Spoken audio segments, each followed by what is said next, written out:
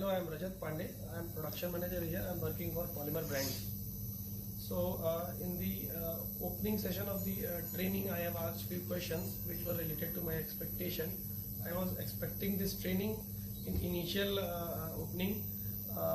That training will go on in an auditing mode, other than helping it in an execution mode of implementation of program. What we are training about.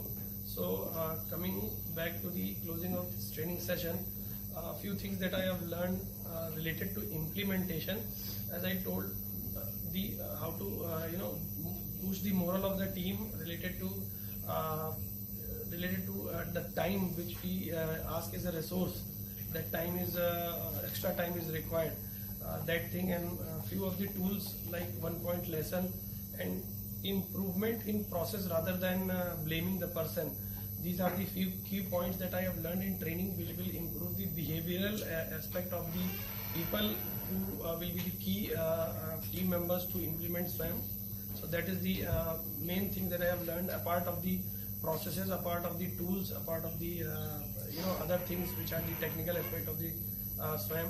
So in nutshell, in this training, the response system that we respond to the problems and causes, and as I have said, various things which will change the behavior of the team is the key learning, and my expectation to this training is a way fulfilled.